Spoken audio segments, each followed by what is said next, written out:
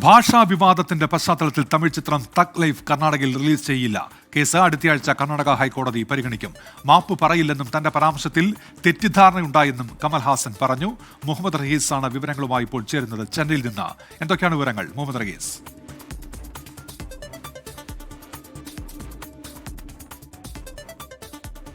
ഉന്മേഷ അപ്രതീക്ഷിതമായ നീക്കങ്ങളാണ് കർണാടക ഹൈക്കോടതിയിൽ നടന്നത്. ഇന്ന് രാവിലെ കർണാടക ഹൈക്കോടതി കമൽഹാസനെ വലിയ രീതിയിൽ വിമർശിച്ചിരുന്നു. ഇത്തരത്തിലൊരു ഭാഷാ വിവാദം ഉണ്ടായതിൽ കമൽഹാസൻ ഇരയല്ല, മറിച്ച് സ്വയം കുഴിച്ച കുഴിയിൽ വീഴുകയായിരുന്നു എന്നതടക്കം കോടതി പരാമർശമുണ്ടായി. അതിന് പിന്നാലെയാണ് കമൽഹാസൻ ഒരു വിശദീകരണ കുറിപ്പിറക്കിയത്. അത് കർണാടക ഫിലിം ചേംബർ ഓഫ് കൊമേഴ്സിന് അയക്കുകയും ചെയ്തിരുന്നു.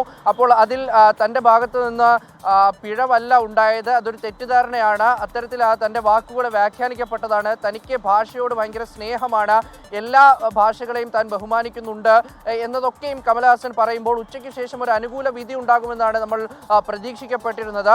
രാവിലെ മുതൽ കോടതി കമൽഹാസനെ കൊണ്ട് മാപ്പ് പറയിക്കാൻ വലിയ തോതിലുള്ള ഒരു സമ്മർദ്ദമാണ് ഉണ്ടാക്കിയത്. അതിന് പിന്നാലെയായിരുന്നു കമൽഹാസന്റെ വിശദീകരണ കുറിപ്പ്. എന്നാൽ വീണ്ടും വാദം തുടങ്ങിയപ്പോൾ കോടതി ഇതേ കാര്യങ്ങൾ ആവർത്തിച്ചു. ഒരു ക്ഷമ എന്നൊരു വാക്ക്, താൻ മാപ്പ് പറയുന്നു എന്നൊരു വാക്ക് കൂടി അദ്ദേഹം ആ ഒരു കുറിപ്പിൽ ഉൾപ്പെടുത്തിയിരുന്നില്ല. അതിനെ കോടതി കടുത്ത ഭാഷയിൽ വിമർശിച്ചു.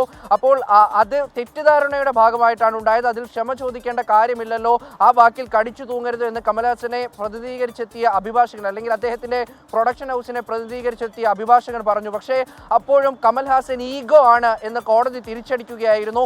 നിശിതമായ ഭാഷയിൽ ഇപ്പോൾ നടന്ന വാദത്തിലും കോടതി കമൽഹാസനെ വലിയ തോതിൽ വിമർശിച്ചു. അതിനുശേഷം അപ്പോൾ കമൽഹാസന്റെ അഭിഭാഷകന്റെ ഭാഗത്തു നിന്നും കോടതിയെ തണുപ്പിക്കാൻ എന്തെങ്കിലും ഒരു വാദമാകും ഉണ്ടാകുക എന്ന് പ്രതീക്ഷിച്ചെങ്കിലും കമൽഹാസൻ അദ്ദേഹത്തിന്റെ സ്റ്റാൻഡിൽ ഉറച്ചു നിൽക്കുകയാണ്.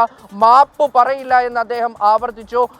അങ്ങനെയാണെങ്കിൽ സിനിമയ്ക്ക് വേണ്ടി വെയിറ്റ് ചെയ്യാം, അതായത് കർണാടകയിൽ തഗ് ലൈഫ് റിലീസ് ചെയ്യുന്നത് വെയിറ്റ് ചെയ്യാം, മറ്റന്നാൾ ചിത്രം ഇറക്കേണ്ട, കർണാടക ഫിലിം ചേംബറുമായി കമൽഹാസൻ സംസാരിക്കട്ടെ എന്നൊരു വാദം, അല്ലെങ്കിൽ അത്തരത്തിലൊരു കാര്യം മുന്നോട്ട് വെച്ചത് കമൽഹാസന്റെ അഭിഭാഷകൻ തന്നെയാണ്. കോടതി അത് ഏറ്റുപറഞ്ഞു. ഇപ്പോൾ നിങ്ങൾക്ക് പ്രൊട്ടക്ഷൻ ആവശ്യമില്ലേ, നിങ്ങൾക്ക് സിനിമ ഇറക്കേണ്ടേ എന്ന് ചോദിച്ചപ്പോൾ അത് വെയിറ്റ് ചെയ്യാമല്ലോ, സിനിമയ്ക്ക് വേണ്ടി വെയിറ്റ് ചെയ്യാമല്ലോ എന്നുള്ളൊരു നിലപാടിലേക്കാണ് കമൽഹാസന്റെ ഭാഗം പോയത്. അതുകൊണ്ട് തന്നെ ചിത്രം മറ്റന്നാൾ എന്തായാലും റിലീസ് ചെയ്യില്ല. കോടതി അവസാനമായി പറഞ്ഞത്, നിങ്ങൾ ഫിലിം ചേംബറുമായും ഒപ്പം തന്നെ സംസ്ഥാന സർക്കാരുമായും സംസാരിക്കുക, അതിനുശേഷം ഒരു തീരുമാനത്തിലേക്ക് എത്താം, അടുത്തയാഴ്ച വീണ്ടും വാദം കേൾക്കാം, അല്ലെങ്കിൽ അടുത്തയാഴ്ച ഇതിലൊരു വിധി പറയാമെന്നുള്ള തരത്തിലേക്കൊക്കെയാണ് കാര്യങ്ങൾ പറഞ്ഞത്. എന്തായാലും കമൽഹാസൻ ഇപ്പോൾ ദുബൈയിലാണുള്ളത്.